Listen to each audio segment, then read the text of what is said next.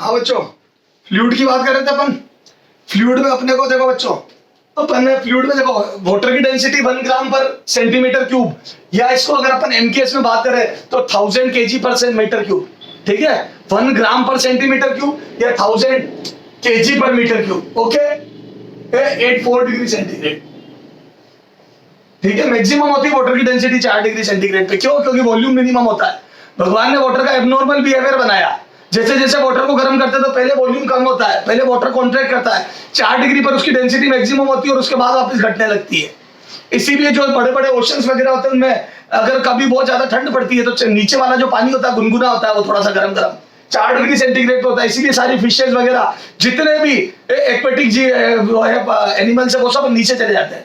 Okay, 4 degree centigrade वाले पानी में तो वो अपनी जान बचा लेते हैं। इससे ऊपर अगर आइस भी फ्रीज हो जाएगी या आइस भी बन जाएगी तो भी वो नीचे जाके अपने आप को बचा लेंगे।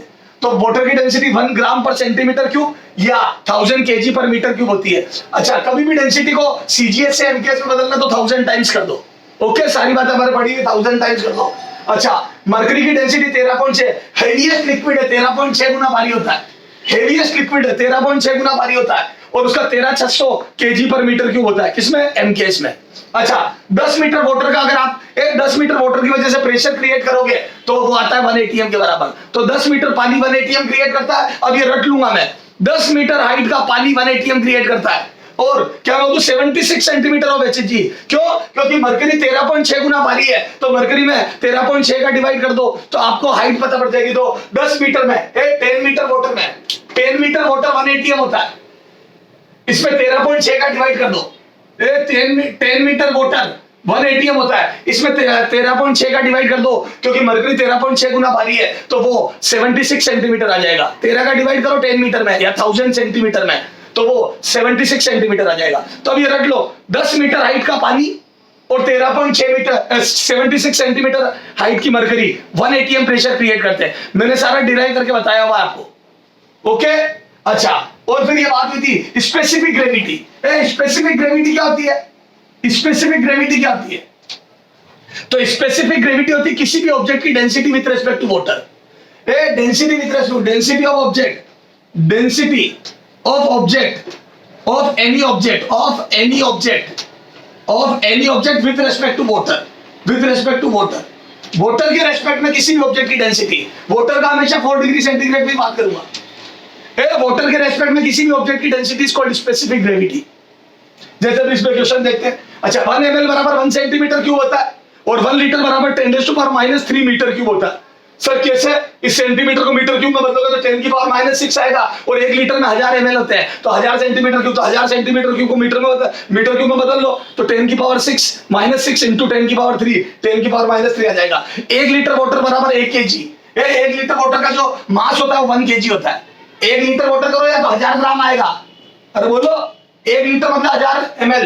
ये 1 ml है ना, नीचे इसको सेंटीमीटर क्यूब को ml लिख दो तो बोल दो 1000 ml में 1000 ग्राम यानी कि 1 किलो। तो 1 लीटर बराबर 1 किलो होता है, ध्यान रखना। पानी का लीटर केजी सेव होता है। ओके, चलो सर, तो ये बात हो गई। अब आगे आ जाओ। बच्चों, ये बात अपन कर चुके, अब आगे बात करते हैं। तो हमने जो बात करी थी बच्चों, 10 मीटर वाटर 1 एटीएम होता है और 76 सेंटीमीटर एचजी 1 एटीएम क्रिएट करता है। ओके सर, चलो आ जाओ, अब आगे बात करते हैं। सीधा सुनना। हाँ बच्चों, specific gravity of gold is 9, then its density, then the density of gold. ये उसकी स्पेसिफिक ग्रेविटी, सोने की स्पेसिफिक ग्रेविटी 9 है। विशिष्ट गुरुत्व बोलते हैं हिंदी में। स्पेसिफिक ग्रेविटी 9 है अगर गोल्ड की, तो बताओ उसकी डेंसिटी कितनी होगी? तो मैं बोल दूं पानी की हमारे रटी भी है। बोलो वाटर की डेंसिटी कितनी होती है बच्चों? वाटर की 1 ग्राम पर सेंटीमीटर। हाँ, तो बोल दो वाटर की अगर 1 होती है और स्पेसिफिक ग्रेविटी का मतलब मैंने समझा रखा है। स्पेसिफिक ग्रेविटी क्या होती है? तो बोल दो स्पेसिफिक ग्रेविटी बराबर रो ऑब्जेक्ट अपॉन रो वाटर। तो बोल दो अगर वाटर की पता है तो आपको स्पेसिफिक ग्रेविटी सबकी डेंसिटी, तो बोल दो रो गोल्ड अपॉन रो वाटर। अपने को 9 दिया हुआ है तो बोल दो रो गोल्ड गोल्ड की डेंसिटी क्या है बच्चों 9 ग्राम पर सेंटीमीटर क्यूब। ओके, सोना पानी से 9 गुना भारी है। अगर स्पेसिफिक ग्रेविटी नहीं तो मैं बोल दूं किसी की भी स्पेसिफिक ग्रेविटी ये बताती है वो चीज पानी से कितनी भारी है, क्योंकि हमारे लिए इजी अवेलेबल लिक्विड वाटर है तो हम वाटर के साथ डील करेंगे। तो बोल दूं किसी की स्पेसिफिक ग्रेविटी 9 है, इसका मतलब वो पानी से 9 गुना भारी है। ओके, तो 9 ग्राम। अगर सीजीएस में लिखनी हो तो बच्चों 1000 गुना कर दो, तो बोल दूं 9000 केजी पर मीटर क्यूब। बोलो बच्चों, बोलो। हाँ, तो मेरे हिसाब से आपको स्पेसिफिक ग्रेविटी समझ में आ गया? बोलो तो सर हमारे को बहुत अच्छे से समझ में आ गया। करो फटाफट नोट करो, जल्दी जल्दी फास्ट। तो सीजीएस से एमकेएस में डेंसिटी को बदलना तो 1000 गुना कर दिया, तो 9 और 9000 दोनों हो गई, 9 सीजीएस में और 9000 एमकेएस में। चले आगे, चले क्या? चला जाओ।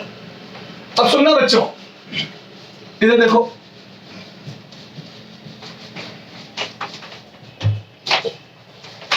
हाँ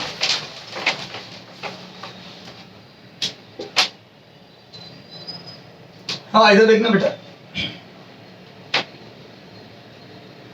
अच्छा, जैसे बच्चों ये एक डैम है या चलो एक वाटर कंटेनर, मैं बोलता हूं अपनी बात हो गई थी कल बेटा लास्ट टाइम तक की, सेम हॉरिजॉन्टल लेवल पे प्रेशर सेम होता है। क्या बात हुई थी? क्या सेम हॉरिजॉन्टल लेवल पे प्रेशर सेम होता है? बोलो। क्या हर समय होता है? हर समय होता है? नहीं, उस लिक्विड के लिए जो कंटेनर के रेस्पेक्ट में रेस्ट हो, तो नॉन एसेलेटेड लिक्विड के लिए। अगर लिक्विड एसेलेट हो रहा है तो ऐसा नहीं होता है। ओके, अच्छा, मैं बोलूं डेप्थ में जाने पर प्रेशर बढ़ता है बच्चों, डेप्थ में जाने पर प्रेशर बढ़ता है। क्या ये बात भी हो गई थी अपनी? जैसे जैसे डेप्थ में जाओगे प्रेशर ज्यादा होगा, तो बोलूं बी पॉइंट पर ए पॉइंट से प्रेशर ज्यादा आएगा। बोलो,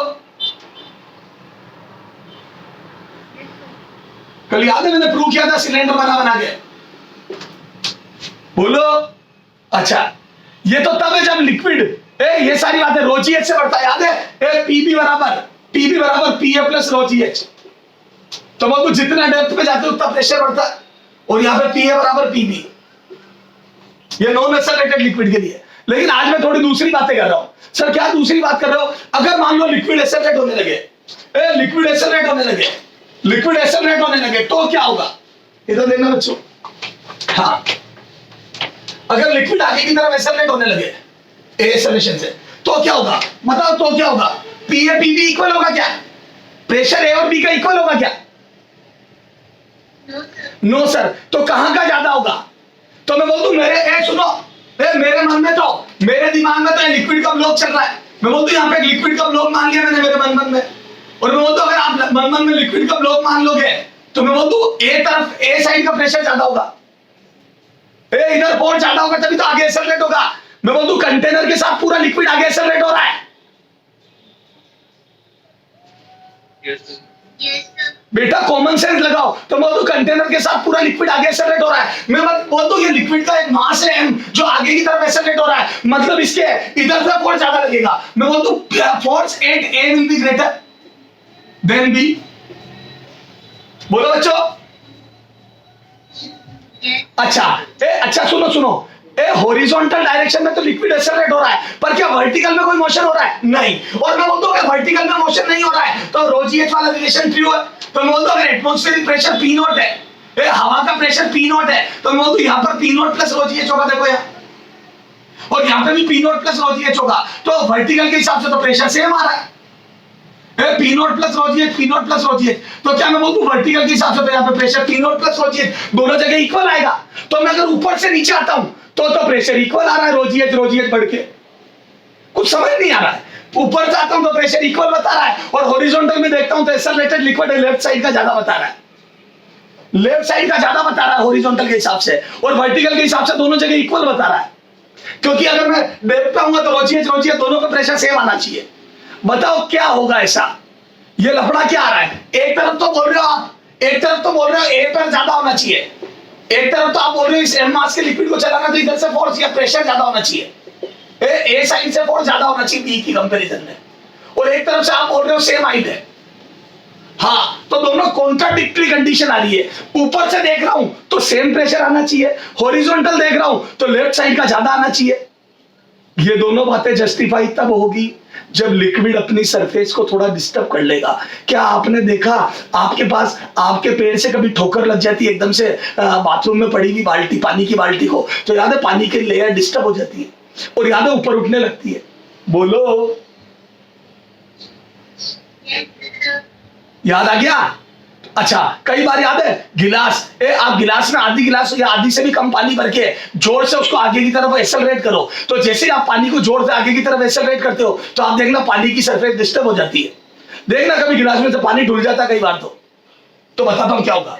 तो क्या मैं बोल दूं पूरी बात को मैकेनिक से जस्टिफाई करने के लिए मैं बोल दूं यहां से लिक्विड ऊपर उठ जाएगा, तो मैं बोल दूं कंटेनर जब एक्सेलरेट होगा तो लिक्विड इधर से ऊपर उठ जाएगा, लिक्विड की सरफेस अंदर ऐसी हो जाएगी।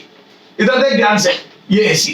सर आप कैसे कह सकते हो स्ट्रेट लाइन होगी? ये मैं भी प्रूव करता हूं। इधर देख, क्या मैं बोल दूं एक छोटा सा मास यहां से एक डिस्टेंस में, इधर देखना मेरे बच्चों, इधर से एक डिस्टेंस में जाऊं, यहां से एक डिस्टेंस में आया और एक dx का एलिमेंट लिया, एक छोटा सा एलिमेंट लिया dx का। बोलो, अगर मैं x पे आके dx का एलिमेंट लूं और 2dx का एलिमेंट यहां ले,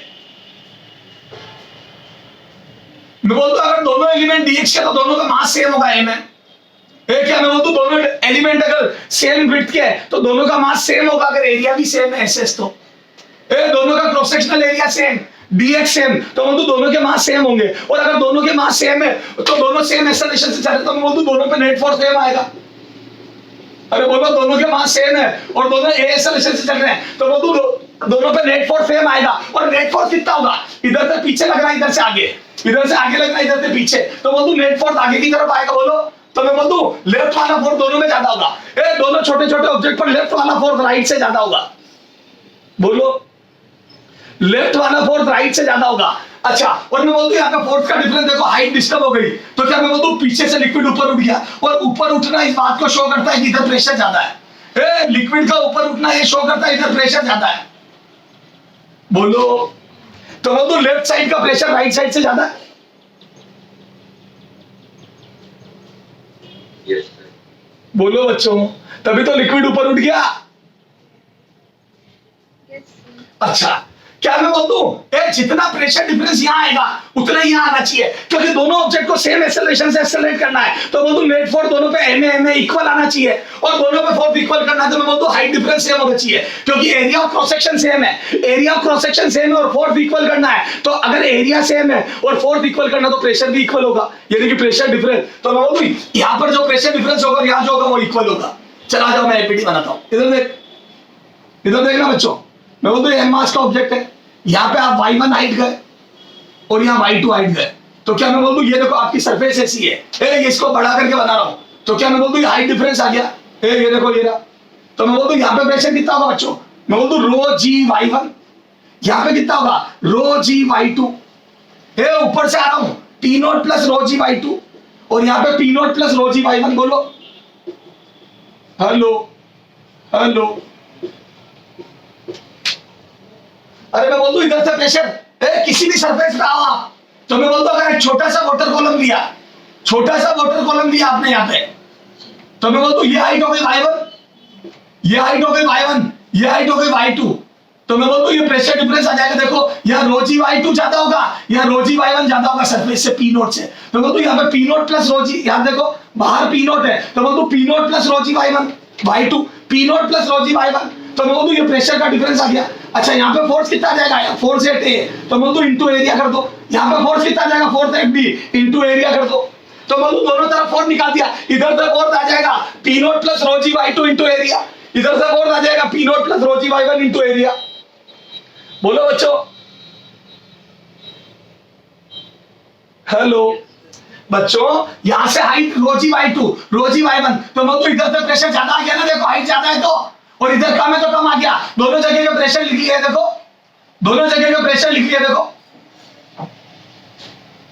ये y2 ये y1, तो बोल दूं P0 प्लस रो जी y2, P0 प्लस रो जी y1, तो बोल दूं इस एम मास के ब्लॉक पर नेट फोर्स कितना गया, तो यहाँ पे लिखो नेट फोर्स, तो यहाँ से लिख रहा हूँ F नेट, तो बोल दो F नेट बराबर FA माइनस FB, और इधर से फोर्स कितना लगेगा, तो बोल दू पी नॉट प्लस रो जी Y two into area S minus P naught plus rho जी Y one into area S. मैं बोल दू ये आ गया ये वाला फोर्स एफ है, ये रहा, और ये वाला आ गया इधर से फोर्स एफ बी, ये रहा। बोलो बच्चों, क्या दोनों तरफ से फोर्स पता पड़ गया? और नेट फोर्स कितना आ जाएगा, तो नेट फोर्स में मैं बोल दूं पी नॉट और एस कैंसिल हो जाएंगे, देखो। और यहां से मैं बोल दूं रो जी Y two minus Y one into S. बिल्कुल सही बात है। ये प्रेशर डिफरेंस है, देखो दोनों तरफ का प्रेशर डिफरेंस है, पी नॉट से पी नॉट कट गया, इधर से रोजी वाई टू, इधर से रोजी वाई वन, तो बोलूं इधर वाला ज्यादा है, कितना ज्यादा है, rho g Y two minus Y one. ये आ गया प्रेशर डिफरेंस, और pressure difference into area net force आ गया। ओके सर, और मैं बोलूं ये एम मास के ब्लॉक को एक्सेलरेट करेगा एम ए। अच्छा, इसका एम मास के ब्लॉक का इसका मास कितना है, तो मैं बोलूं इसका मास हो जाएगा डेंसिटी इनटू वॉल्यूम, तो मैं बोलूं डेंसिटी इनटू वॉल्यूम। बच्चों इसका मास कितना होगा इस छोटे से ऑब्जेक्ट का, density into volume into G sorry into A is equal to rho g y2 minus y1 y2 minus y1 into s। अब बताओ वॉल्यूम कितना लिखूं, इस छोटे से ऑब्जेक्ट का वॉल्यूम कितना होगा, तो मैं बोलूं इसका वॉल्यूम हो जाएगा dx। तो इसकी बिट याद है, dx का एलिमेंट लिया था x पे जाके, अरे आपने किया क्या था, x पे जाके dx का एलिमेंट लिया था, देखो x पे गए थे आप और dx का एलिमेंट लिया था, बोलो x पे गए थे और dx का एलिमेंट लिया था, तो बताओ dx के एलिमेंट का मास कितना होगा, तो बोल दूं ये आ जाएगा बच्चों रो इनटू वॉल्यूम आ जाएगा इसका area of cross section s into dx। dx हो गई लेंथ और s हो गया एरिया, तो बोल दूं s dx into a is equal to rho g y2 minus y1। और मैं बोल दूं ये y2 माइनस y1 बहुत छोटा सा एलिमेंट होगा, s से s गया, रो से रो गया, तो मैं बोल दूं यहां से अच्छा, और y2 माइनस y1 को dy लिख दूं क्या, what is y2 minus y1, this side y2 और this side y1। और अगर मैं बोलूं ये एलिमेंट छोटा सा, तो हाइट का डिफरेंस भी छोटा सा आएगा, this is y2 minus y1, और मैं बोलूं इसको dy लिख सकता हूं मैं y2 minus y1 को, क्योंकि हाइट का डिफरेंस भी बहुत कम होगा। अगर आप थोड़ा सा पीछे चले हो तो हाइट भी थोड़ी सी बड़ी होगी, थोड़े से मास को एक्सेलरेट करने के लिए थोड़ा सा नेट फोर्स चाहिए, मास अगर थोड़ा है तो फोर्स भी थोड़ा चाहिए, तो मैं उसको dy लिख रहा हूं मैं, y2 minus y1 को dy लिख रहा हूं। अच्छा यहाँ पे g बचा, यहाँ a बचा, तो और अच्छा इसको dx को उधर भेज दो, तो बोल दूं dy by dx बराबर आ गया बच्चों, dy by dx बराबर आ गया a by g। बोलो dy by dx बराबर आ गया बच्चों a by g। और मैं बोल दूं dy by dx स्लोप होती है, किसी भी स्ट्रेट लाइन का टेंजेंट स्लोप होती है dy by dx, नहीं तो यूं समझ लो this is dx this is dy, तो बोल दो tan थीटा हो गया, देखो ये dy हो गया वर्टिकल हाइट और dx हो गया बेस, तो perpendicular upon base tan theta होता है, तो बोल दूं दिस dy by dx बराबर tan थीटा। क्या मैं बोल दूं आपका लिक्विड की सरफेस कैसी होगी ये पता पड़ गया, लिक्विड की सरफेस स्ट्रेट लाइन होगी, क्यों, क्योंकि dy by dx बराबर कांस्टेंट आया, तो बोल दूं इसको इंटीग्रेट करूंगा तो y बराबर समथिंग इनटू x आ जाएगा, तो बोल दूं this is the straight line की इक्वेशन। और मैं बोल दूं tan थीटा बराबर a by g, स्लोप भी पता पड़ गई। बोलो बच्चों, चलो एक मिनट बच्चों, एक मिनट में आया, अरे यार एक दिक्कत हो रही है, एक मिनट आया बच्चों, एक मिनट में आया, फिर इसको मैं वापस स्टार्ट करता हूँ। अरे यार वो बच्चे परेशान, एक मिनट में आया ना बेटा, 2 मिनट वेट करो मैं आ रहा हूँ।